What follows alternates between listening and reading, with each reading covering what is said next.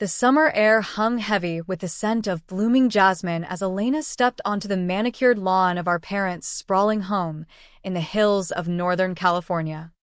It was the annual Hawthorne family barbecue, a tradition that had outlasted divorces, relocations, and more than a few heated arguments.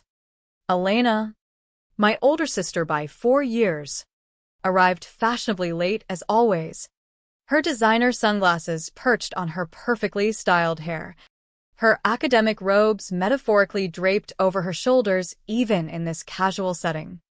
She was the star of Hawthorne University's psychology department, a rising force in behavioral research, with TED Talks under her belt and a book deal in the works. Me? I was Sophia, the quiet one, the one who blended into the background like wallpaper in a busy room. But today wasn't just any gathering. As Elena made her entrance, hugging cousins and accepting compliments on her latest journal publication, I felt the familiar knot in my stomach tighten. She'd been building up to this moment for months. Her tenure review was imminent. And by all accounts, it was a slam dunk. "Sophia, darling," she called out, spotting me by the grill where I was flipping burgers to avoid small talk. "Come here and tell Aunt Clara about your little job at the university. What is it again?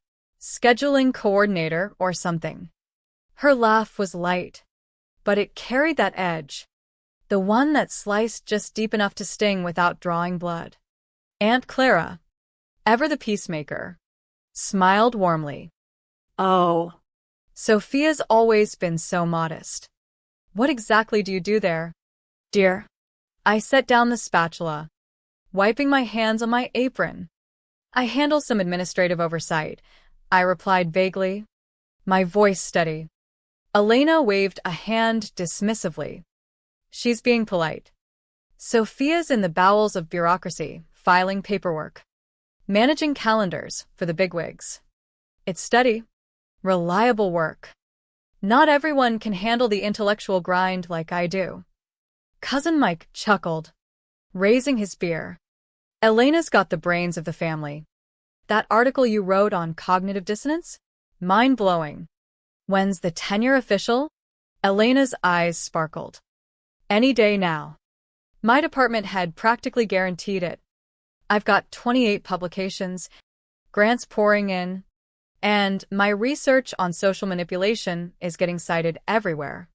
It's not just about the work, it's about impact." As the afternoon wore on, the conversation orbited Elena like planets around a sun. She regaled the group with stories of her latest conference in New York, dropping names of renowned psychologists she'd rubbed elbows with. I lingered on the edges, refilling drinks and nodding politely. This was our dynamic, etched in stone since childhood. Elena, the prodigy who skipped a grade and graduated summa cum laude from Stanford. Me? The solid B student who went to UC Berkeley on partial scholarships, studying public administration because it seemed practical. Our parents, Dad a retired tech executive and Mom a former school principal, had always beamed at Elena's report cards while mine got a pat on the back. "Why can't you apply yourself like your sister?" Dad would say, not meanly, but it stuck. By late afternoon, the group had migrated to the patio, where Elena held court. "The real issue in academia today," she proclaimed, wine glass in hand, "is how administrations bog everything down with red tape. They don't get it. The scholars are the heart of the university. Support staff? They're necessary. Sure. But let's not pretend they're on the same level." Uncle Ben nodded sagely. "Sounds frustrating. But you'll be tenured soon. Calling the shots."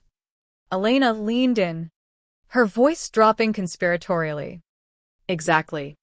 And once I am, I'll push for changes. No more coddling incompetent admins who can't even schedule a meeting without errors." I felt eyes flicker toward me, but I said nothing, busying myself with clearing plates. Elena caught my gaze and smiled, that patronizing curve of her lips I'd seen 1,000 times. No offense, Sophia. Your job's important in its own way. Someone has to keep the wheels turning for us professors. Laughter rippled through the group. Light but pointed. Cousin Lisa, Elena's biggest fan, piped up. It must be tough. Working at the same uni where Elena's such a powerhouse. Always in the shadow. Ha! I forced a smile. I manage. But inside, the tension coiled tighter, like a spring compressed to its limit. As the sun dipped lower, Elena's phone buzzed. She glanced at it casually, then froze. Her face, usually so composed, drained of color. This. This can't be right, she muttered, scrolling frantically. Elena? What's wrong? Mom asked, setting down her iced tea. Elena's hands trembled as she stared at the screen. My tenure. It was denied. Gasps echoed around the patio. Denied? But you said it was a formality, Lisa exclaimed. Elena's voice rose, edged with panic. It was, my metrics are perfect. There must be a mistake, an admin screw-up or something. She jabbed at her phone, dialing her department head. But as she listened, her expression crumpled further. What do you mean? Concerns about my conduct? Collegiality? That's absurd. Dad stepped forward, his brow furrowed. What exactly did they say? Elena read aloud, her voice hollow. While Dr. Hawthorne's research contributions are exemplary, multiple documented instances of unprofessional behavior toward colleagues and staff have raised serious concerns about her fit for a tenured position. The patio fell silent, save for the distant hum of traffic from the valley below. Elena looked up, her eyes wild. This is sabotage. Who would? Then her gaze locked on me, narrowing. Sophia, you work in admin. Did you hear anything about this? I pulled out my own phone, opening an email I'd received earlier that day. I did. In fact, I was part of the decision. Whispers erupted. Part of it? What do you mean? Uncle Ben asked. I turned the screen toward them, showing my signature block. Sophia Hawthorne, Vice President of University Affairs. Hawthorne University. Elena staggered back, as if slapped. Vice President? Since when? For the last 5 years, I said calmly. I started as an assistant in the provost's office right after grad school. Worked my way up. Now I oversee faculty affairs, including tenure reviews. Mom clutched her necklace. But you never said. We thought you were just an admin drone, Elena finished bitterly. You let us think that. Why? I met her stare. Because every time I tried to share, you talked over me, dismissed it. And honestly, I didn't want the drama. You thrived on being the successful one. The revelations hung in the air. Thick and electric. But this was just the beginning. The damning details were yet to come. And the family barbecue was about to unravel completely.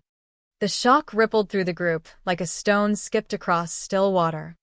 Elena stood there, phone limp in her hand, her perfect poise shattered. Vice President, she repeated, as if tasting the words. You? Overseeing tenure? This is some kind of joke. Dad held up a hand. Sophia, explain. How did this happen without us knowing? I took a deep breath, the weight of years lifting slightly as I spoke. It started small. After Berkeley, I interned at Hawthorne's admin office. The provost saw potential. Mentored me. I got my MBA part-time. Rose through the ranks. By 28, I was director of faculty development. 2 years ago, when the VP retired, the board promoted me. It's not glamorous like Elena's research, but it's power, real power to shape the institution. Lisa crossed her arms. So you've been lying to us? Not lying, I countered. Omitting. Every family event, the spotlight was on Elena's achievements. Her grants, her papers, her ego. If I mentioned a big meeting, she'd pivot to her latest breakthrough. It was easier to stay quiet. Elena's face twisted. Easier? You watched me build my career. Knowing you held the keys? That's manipulative. Manipulative? I echoed, my voice rising for the first time. Let's talk about that. Your research on social dynamics, ironic, isn't it? Because you've been alienating everyone at Hawthorne for years. The group shifted uncomfortably. Uncle Ben cleared his throat. What do you mean? Alienating? I pulled up a file on my phone, a summary I'd prepared for the review board. It's all documented. Complaints from junior faculty about your condescending feedback in meetings. You told one assistant professor his study on group behavior was amateur hour in front of the whole department. Grad students reported you belittling their ideas, saying they lacked the intellectual caliber for real academia. Elena scoffed. That's feedback. Tough love. Academia's competitive. There's competitive. And there's cruel. I shot back. You yelled at the department secretary for a minor email mix-up. Called her incompetent, loud enough for the hall to hear. She filed a formal grievance. And the librarians? You demanded priority access to resources, treating them like servants. Mom looked between us, horrified. Elena, is this true? Elena's cheeks flushed. Exaggerations. People are too sensitive these days. My work speaks for itself. I've brought in over 1 million in grants. Grants don't excuse toxicity, I said. The board shifted focus. Tenure isn't just about output. It's about community. Your department head, Dr. Ramirez, recommended against you in her confidential report. Said your brilliance is overshadowed by your attitude. Elena's eyes widened. Ramirez? But she praised my portfolio. Your research. Yes. But she cited a pattern of disregard for collaborative norms. We had 14 incidents logged over 3 years. Cousin Mike whistled low. Damn. Elena. Sounds like you pissed off the wrong people. The wrong people? Elena snapped. Like my own sister. Apparently. She turned to me, venom in her voice. You did this. You tanked my tenure out of jealousy. No, I said firmly. The board voted unanimously. I presented the evidence, but it was collective. And I advocated for you twice. Last year, when complaints first piled up, I convinced them to defer, give you time to improve. Improve, she sneered. What? By kissing up to admins like you? The tension built. Slow and suffocating, like storm clouds gathering. Dad intervened. Sophia, why not warn her directly? I sighed. I tried. Subtly. At Thanksgiving 2 years ago, I mentioned how universities are cracking down on workplace hostility. You laughed. Said it was HR nonsense distracting from real science. Last Easter, I brought up respecting support staff. You rolled your eyes. Said I was too soft for not understanding the hierarchy. Elena shook her head. You should have been blunt. Hey, Sis. I'm your boss's boss. And your job's on the line. Would you have listened? I asked. Or would you have dismissed it like everything else? Aunt Clara touched Elena's arm. Maybe this is a wake-up call. Elena jerked away. A wake-up call? This ruins me. No tenure means stalled promotions. Damaged rep. I'll be the laughingstock. Tears welled in her eyes, not of remorse, but rage. All because my little sister played power games in the shadows. No, I said, my voice low but steady. Because you built your success on stepping on others. Those sensitive people, they're the backbone of Hawthorne. Without them, your research doesn't happen. The group fragmented, some murmuring support for Elena, others shooting me sympathetic glances. Mom pulled me aside. Sophia, are you sure about this? She's family. That's why it hurts, I whispered. But fairness matters more. If I let her slide, what message does that send? As evening fell, Elena stormed inside, slamming the door. The barbecue's joy had evaporated, leaving a bitter aftertaste. But the deepest wounds were still unspoken, the years of her subtle digs, my silent endurance. And now, with the truth out, the real reckoning was just beginning. Inside the house, the air felt cooler, charged with the residue of confrontation. Elena had retreated to the living room, pacing like a caged animal, her phone pressed to her ear as she left frantic voicemails for colleagues. "This is insane," she muttered between calls. "They can't do this." I followed her in, the family trailing behind like reluctant spectators to a drama they never auditioned for. "Elena," I said softly, "we need to talk. Alone." She whirled on me. "Talk. You've said enough. You've destroyed everything I've worked for." Dad stepped between us. "Girls, please, let's sit down." We gathered around the coffee table, the room's warm lighting casting long shadows that mirrored the emotional chasm between us. Mom fidgeted with a coaster. "Sophia, tell us more about your role. Maybe that will help." I nodded, sensing the need to ground this in facts. As VP of University Affairs, I report directly to the president. I handle policy, compliance, faculty evaluations. Tenure decisions go through my office before the board.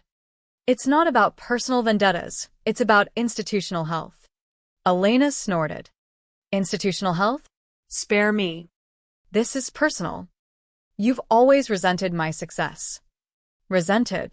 I leaned forward, the dam of years breaking. "Elena, I admired you growing up. You were my hero, the smart one, the driven one. But you turned that admiration into a weapon. Remember high school? I'd get an A on a paper, and you'd say, 'Cute.' But mine got published in the school journal. College? I landed my first admin job, and you called it settling for pencil pushing." Her eyes flashed. "Because it was. You had potential. Sophia, you could have gone for a PhD, joined the faculty track. Instead, you hid in offices." "Hid?" My voice cracked. "I chose this path because it suited me. Strategy, leadership, making systems work for people.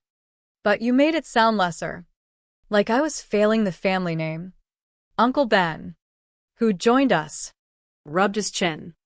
Elena, did you really treat people that way at work?" She hesitated, then deflated slightly. "Maybe I was blunt. But in psych research, you have to be. Weak ideas get weeded out." "Blunt is one thing," I said. "But you cross lines. Like with the grad student. Mia. You ridiculed her thesis proposal in seminar. Said it was therapy session drivel. She nearly quit the program." Elena's jaw tightened. "She improved after that." No. "She transferred departments." "And the admin team?" "You refused to use the shared calendar system.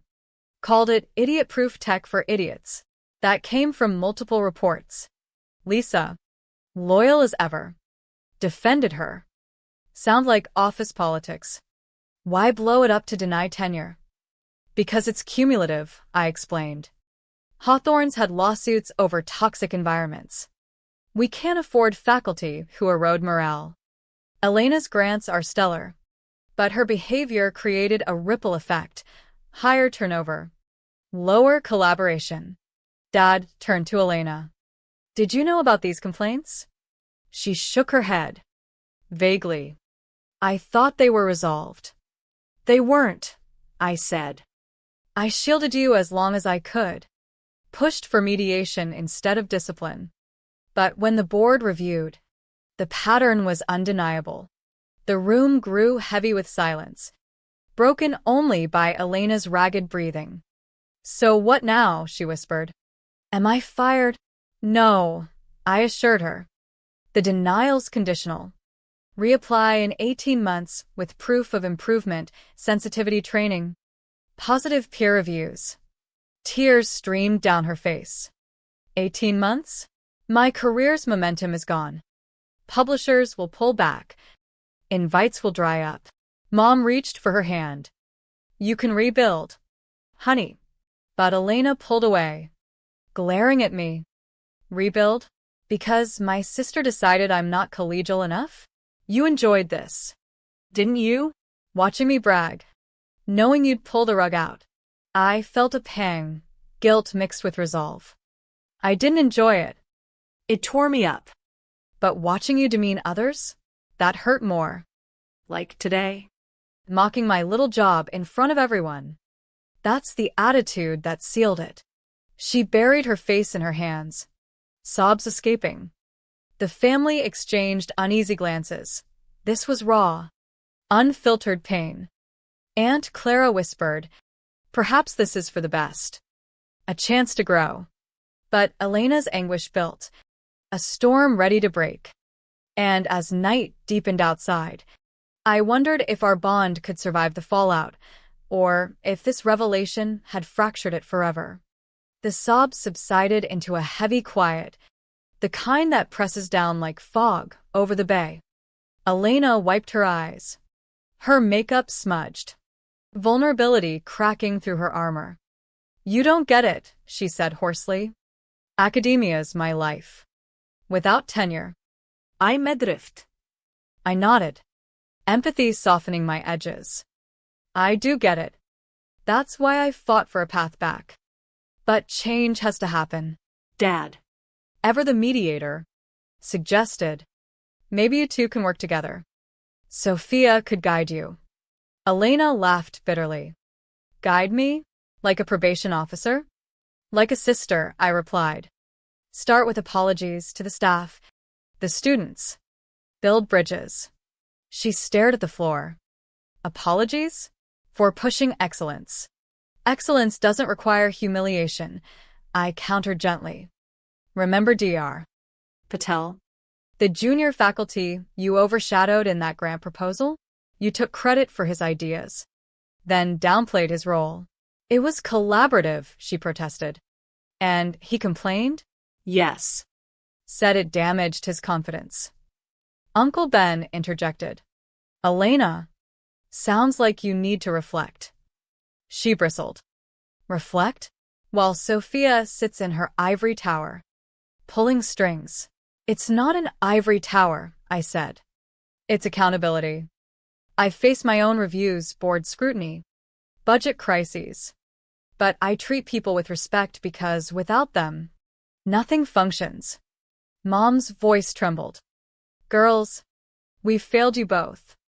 We pitted you against each other without meaning to." Dad agreed. We celebrated Elena's flair, overlooked Sophia's quiet strength. Lisa. Softening. Added, "Sophia's right. Family should lift each other." Elena looked up, eyes searching mine. "Did you ever tell me how you felt? As kids?" "I tried," I admitted. "But you'd brush it off. Toughen up." Sophomore, so I stopped. The confession hung. A bridge half built. Elena sighed. Maybe I was insecure, always chasing the next accolade to prove myself. "You didn't need to," I said. "You were enough." As conversations shifted to logistics, counseling, career coaching, the tension eased, replaced by tentative healing. But Elena's pride lingered, a barrier yet to fall.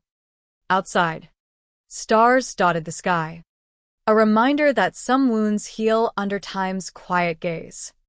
Yet the question loomed, could she change? Or would resentment fester? The sobs subsided into a heavy quiet, the kind that presses down like fog over the bay. Elena wiped her eyes. Her makeup smudged, vulnerability cracking through her armor for the first time I could remember. "You don't get it," she said hoarsely, her voice stripped of its usual confidence. "Academia's my life.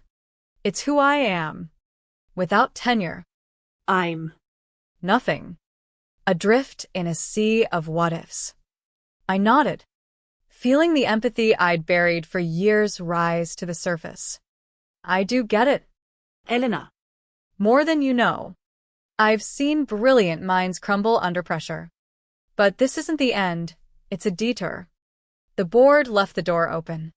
"Reapply in 18 months with proof of improvement, sensitivity training, positive peer reviews, documented efforts to collaborate."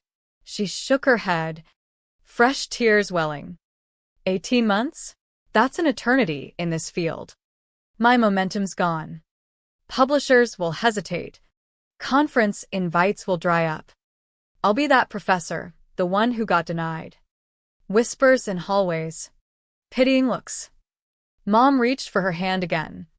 This time Elena didn't pull away. "You can rebuild. Honey, you're resilient." But Elena's gaze fixed on me. A mix of hurt and accusation. "Rebuild because my sister decided I'm not collegial enough? You enjoyed this, didn't you? Watching me brag all afternoon, knowing you'd pull the rug out at the perfect moment." The words hit like a gut punch. But I held steady. "I didn't enjoy it. It tore me up inside. Reviewing your file, seeing the complaints stack up, it was like reading about a stranger. But watching you demean others? That hurt more. Like today. Mocking my little job in front of the whole family. That's the exact attitude that sealed the decision. It's not just words, it's a pattern that erodes trust." Dad. Sensing the volatility, suggested, "Maybe you two can work together on this. Sophia, you could guide her through the process." Elena laughed bitterly, a sound devoid of humor. "Guide me? Like a probation officer? No thanks. I've been the leader my whole life." "Like a sister," I replied softly. "Start with apologies to the staff you've belittled, the students you've crushed. Build bridges instead of walls." She stared at the floor, twisting her ring, a habit from our childhood when she was nervous. "Apologies? For pushing excellence? In psych research, you have to be direct. Weak ideas get weeded out fast." "Direct is one thing," I countered, my tone gentle but firm. "But you crossed into humiliation. Remember Dr. Patel. The junior faculty you collaborated with on that grant proposal? You took lead credit for his core ideas, then downplayed his role in the presentation. He filed a report, said it damaged his confidence so badly he considered leaving academia." Elena's face pallid. "It was collaborative. He agreed to the structure. And then you called his contributions supporting details in front of the funding panel. That's not collaboration. That's domination." Dinkelden. Who'd been quietly listening, rubbed his chin thoughtfully. "Elena, it sounds like you need to reflect on how your actions land. Intent isn't everything. Impact matters." She bristled, her defenses flaring. Reflect? While Sophia sits in her ivory tower, pulling strings from the shadows? She's been VP for years. And not a word. That's the real manipulation. "It's not an ivory tower," I said, frustration creeping in. "It's accountability. I've faced my own reviews, board scrutiny on budgets, crises like the pandemic shift to online learning. But I treat people with respect because without them, the admins, the janitors, the librarians, nothing functions. Your research doesn't get funded. Classes don't run." Mom's voice trembled as she spoke up. "Girls, we've failed you both. We pitted you against each other without meaning to," always praising Elena's flair while overlooking Sophia's quiet strength. "We should have seen it." Dad nodded solemnly. "You're right. We celebrated the loud achievements, missed the subtle ones. Sophia, Your rise, that's impressive. VP at 30? That's leadership we never knew. Lisa, who had been Elena's staunch ally, softened her stance. Sophia's got a point. Families should lift each other up, not tear down. Elena, maybe this is your chance to evolve.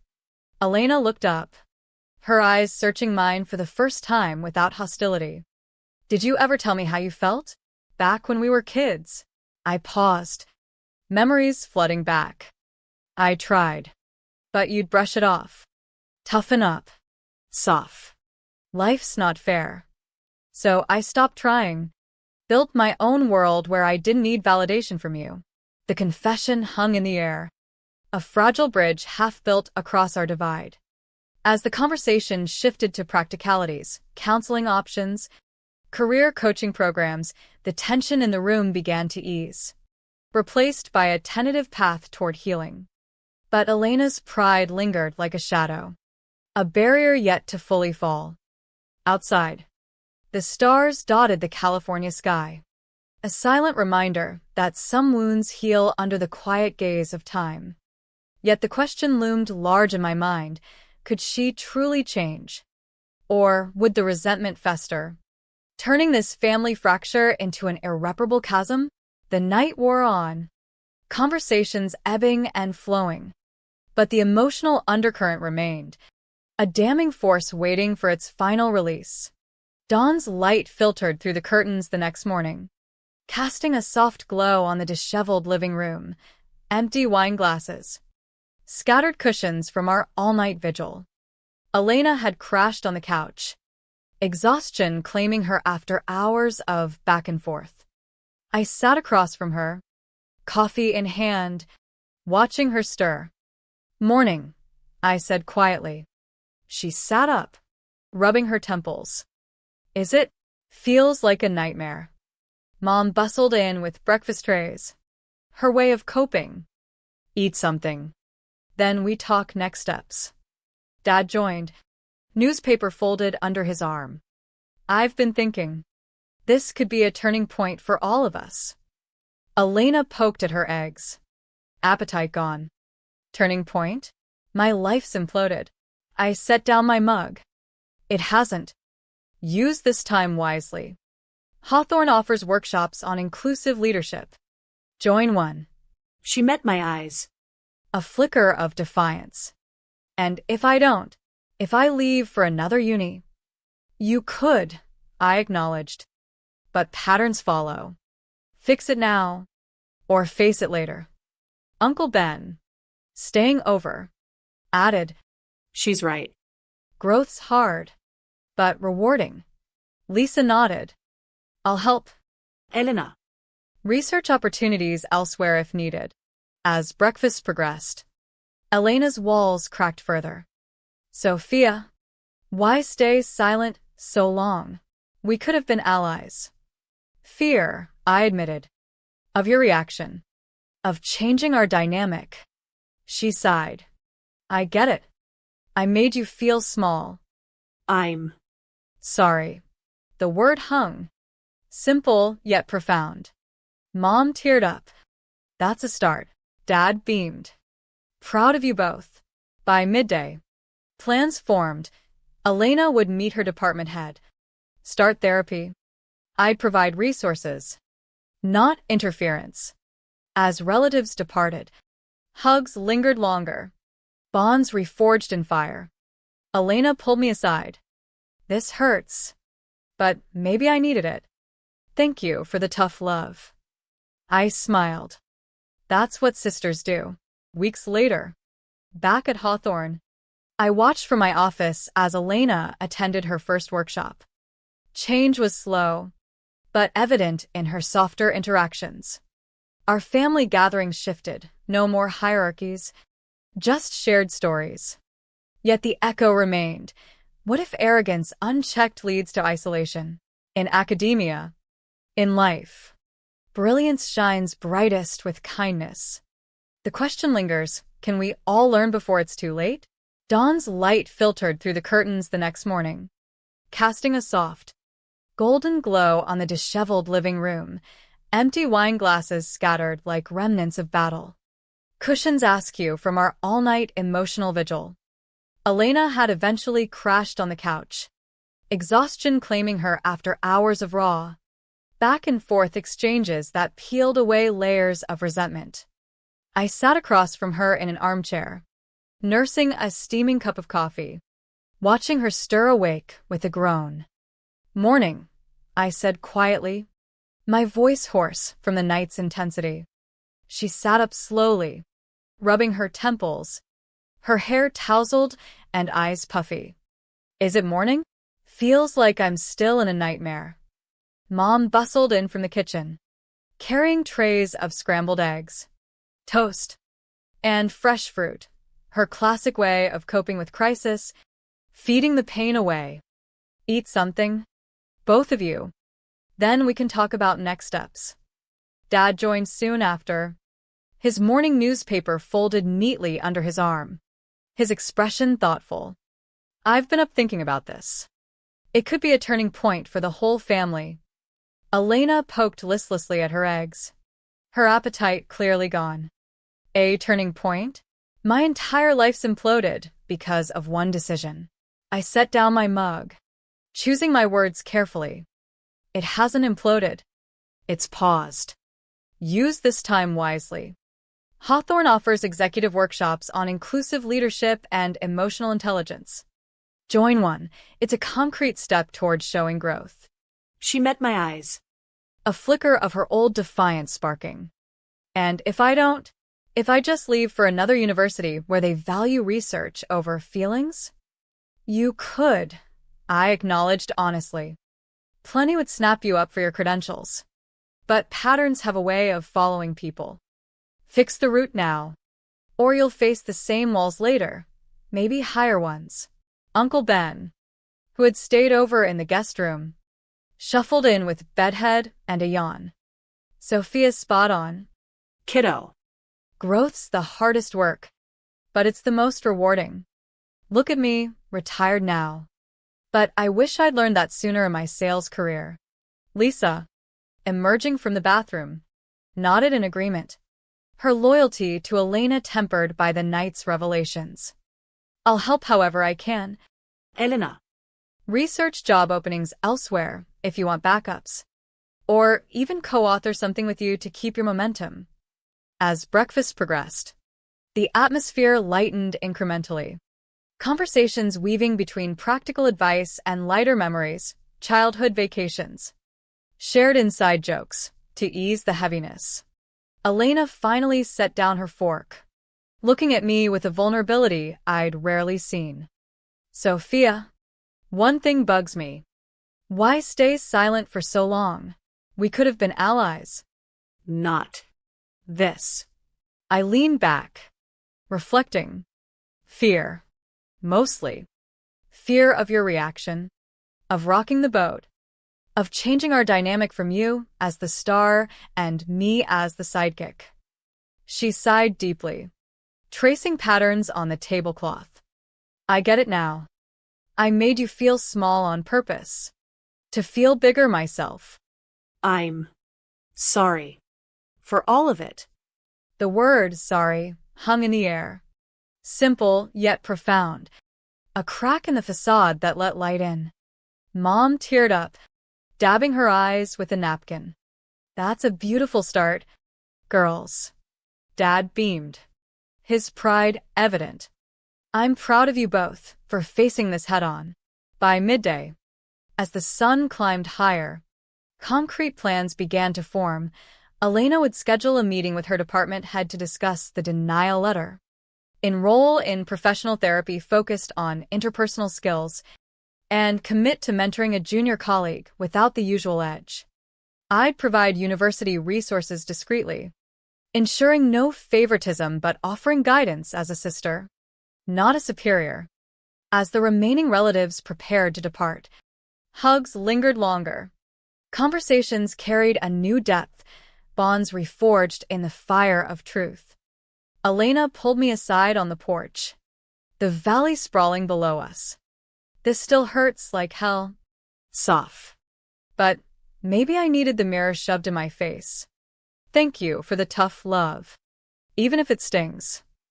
I smiled. A weight lifting. That's what sisters do. We push each other to be better.